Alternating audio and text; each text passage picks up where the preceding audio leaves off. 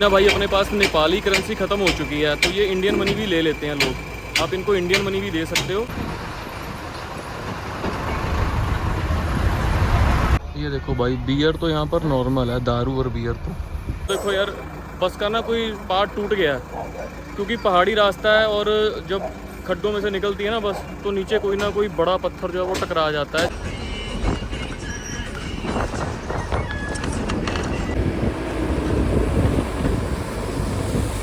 दोस्तों, आप सबका एक और नए दिन में आप देख सकते हो यार, वही वाली शर्ट डाली हुई है अभी, क्योंकि नीचे चलेंगे, बैग यहीं पर जमा करके खाना खाकर फिर यहाँ से सीधा बस पकड़ेंगे पृथ्वी चौक की। पृथ्वी चौक से भाई फिर हम लोग चलेंगे पाल्पा की ओर। पाल्पा से बॉर्डर, सलोनी बॉर्डर जो है बहुत नज़दीक रह जाता है। ये मेरे पीछे ना मनी एक्सचेंज की दुकान है, ये इंडियन रुपीज़ लेते ही नहीं है भाई, तो मनी आपको ध्यान रखना पड़ेगा, नेपाली करेंसी एक्सचेंज ही करवा कर आए। वापस उसी चौक पर आ चुके हैं खाना खा करके, और यहाँ से हम पृथ्वी चौक की बस ढूंढने लग रहे हैं अब, क्योंकि यहाँ से पृथ्वी चौक जाएंगे, पृथ्वी चौक से फिर हम लोग पाल्पा जाएंगे। आगे भाई पृथ्वी चौक की बस अपनी। भाई अपना चौथा दिन, और आज हम लोग यहाँ से पोखरा से जाने लग रहे हैं पाल्पा की ओर। और ये बस लोकल बस है जो कि हमें पृथ्वी चौक तक छोड़ेगी, और मेरे हिसाब से 35 रुपये लगते हैं हमारे होटल से पृथ्वी चौक तक के। और वहाँ से आगे हमें एक और बस मिल जाएगी, एक्स्ट्रा बस, जो कि हमें सीधा पाल्पा लेकर जाएगी। भाई एक बात है, यहाँ की ना सड़कें बहुत साफ़ सुथरी हैं। चलिए भाई, इस चौक पर हमें उतार दिया है, पृथ्वी चौक किसको बोला जाता है, और यहाँ से भाई पाल्पा की बस पकड़ेंगे। भाई ये बस जाने लग रही है पाल्पा, ये लिखा हुआ है सामने पाल्पा। तो यहाँ से 550 रुपये की टिकट मिली है हमें पाल्पा जाने के लिए, और नेपाली करेंसी के 550 रुपये लगे हैं यहाँ से। तो ये है भाई टिकट सीधा पाल्पा की।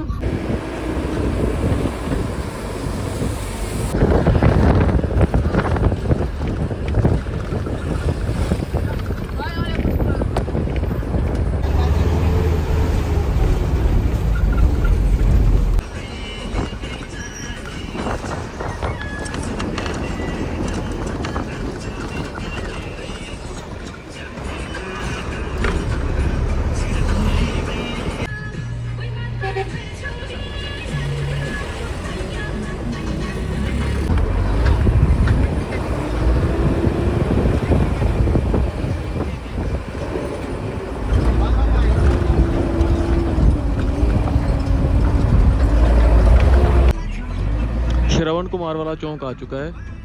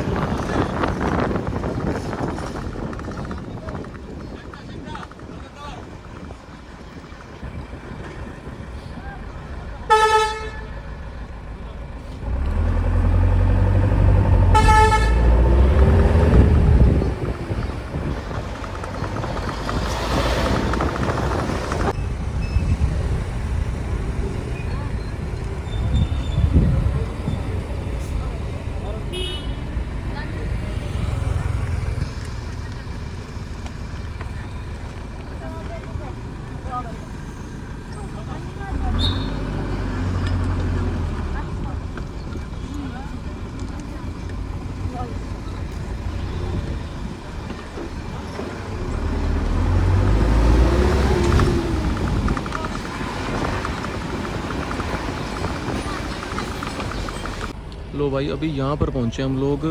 यहाँ पर लिखा हुआ है राडू खोला बाज़ार, राडू खोला बाज़ार है कोई।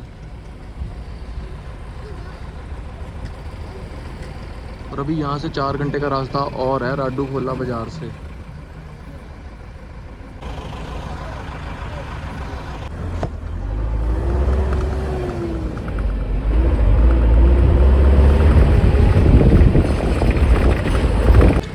पर एक एटीएम है गरिमा विकास बैंक करके।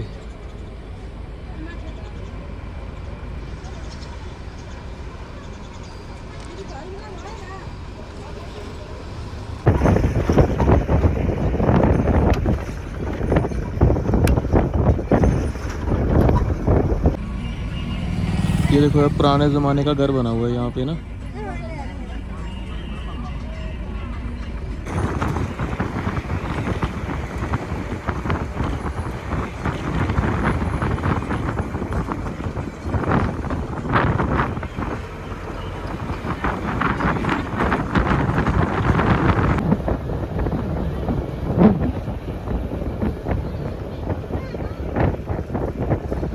ऐसे ही ना बस रुक रुक कर जा रही है, तो मैं आपको यही सजेस्ट करूंगा अगर आप लोगों ने पाल्पा के लिए निकलना है तो 2 घंटे फालतू लेकर चलें अपने लिए, पूरे टाइम टू टाइम मत लेकर चलें। पोखरा से पाल्पा तक 2 घंटे फालतू लेकर चलने हैं आप लोगों को। लो भाई, अब इस लोकेशन पर पहुंच चुके हैं हम लोग। तो भाई मैंने आपको जैसा कि बोला था ना कि 3 घंटे तो फालतू लेकर ही चलना। आप अपने पाल्पा के जितने लगेंगे ना पोखरा से, उसके ऊपर 3 घंटे लेकर चलना, तभी आप लोग नेपाल में बसों में सफ़र करने के योग्य होंगे। देखो भाई कैसी किस्मत है यार, बस का कोई ना कोई पार्ट टूट गया लगता है। तभी मैं आपको बोल रहा था 3 घंटे कम से कम फालतू लेकर चलना भाई। मुक्तिनाथ की जाने के लिए तो कम से कम 3 दिन का समय फालतू चाहिए भाई आप लोगों को। फाइनली दोस्तों पोखरा पहुंचने में 1.5 घंटा रह गया है और रास्ते में रुक रुक कर ही आ रही है बस। वो देखो यार, बस का ना कोई पार्ट टूट गया है क्योंकि पहाड़ी रास्ता है और जब खड्डों में से निकलती है ना बस, तो नीचे कोई ना कोई बड़ा पत्थर जो है वो टकरा जाता है बस की चैसिस से। वो देखो उसको ठीक कर रहे हैं, हथौड़ों की आवाज़ आ रही होगी आप लोगों को।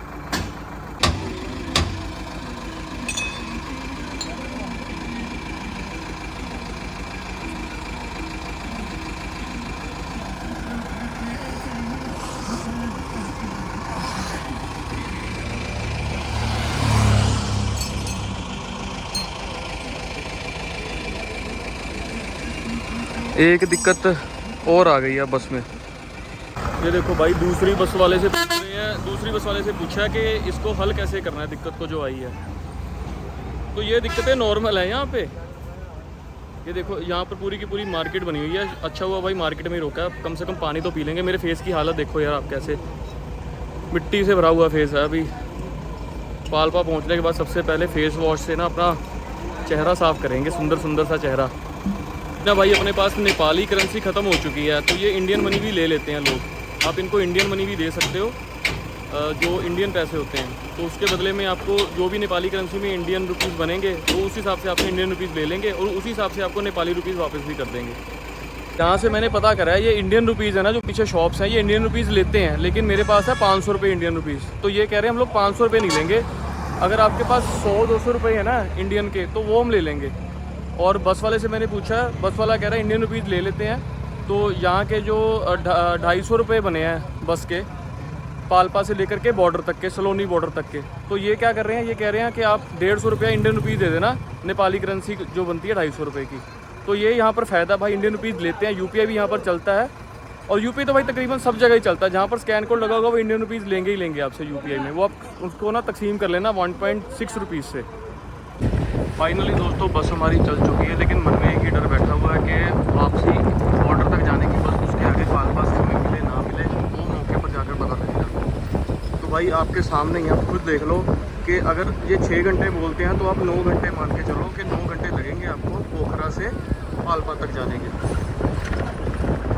तो भाई मौसम बहुत ही बढ़िया हो गया यार, बारिश होने लग रही है यहाँ पे हल्की हल्की, क्योंकि अब इंडिया की बॉर्डर के नज़दीक पहुँच रहे हैं ना जैसे जैसे, क्योंकि इंडिया में तो बारिश रुकी नहीं है भाई पिछले 1 हफ्ते से, और यहाँ पर भी भाई हल्की हल्की ना बूंदाबांदी शुरू हो चुकी है और एकदम से ठंडा मौसम हो गया। जितनी दोपहर को यहाँ गर्मी थी उतनी अब भाई मज़ा आ रहा है यहाँ पर। और रोड इनकी भाई इतनी ज़्यादा क्लीन लगी ना मुझे। आप हमारे हिमाचल उत्तराखंड जहाँ मर्जी देख लो इंडिया में, आपको खड्डा कोई ना कोई मिल ही जाएगा। जितनी भी, मुझे नहीं लगता भाई एक भी खड्डा आप लोगों ने देखा होगा इस रोड के ऊपर, जितनी भी मैंने यहाँ पर सड़कें दिखाई हैं मेरे ब्लॉग में।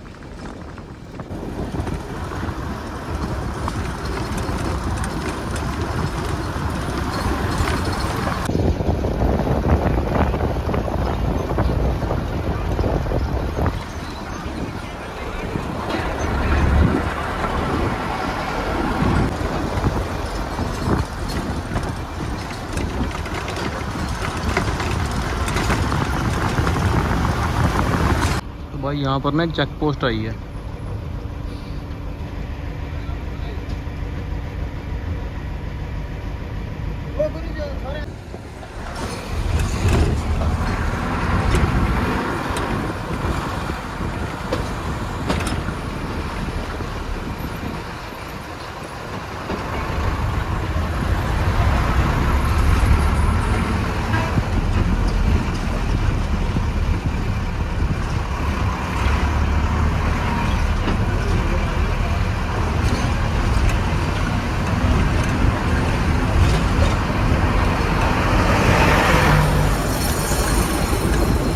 नसोता ही नहीं फिर से बंद हो गई यार बस यहाँ पर दबाने लग रहे हैं। ऐसे ही चल रहा है भाई पिछले 1 घंटे से। बताओ कैसे पहुंचेंगे टाइम पे बॉर्डर पे। हमें अपना वो प्लान स्किप करना पड़ेगा पाल्पा का ना। पाल्पा से अब सीधी बस बॉर्डर की ही लेंगे अब। ये देखो भाई बियर तो यहाँ पर नॉर्मल है, दारू और बियर तो।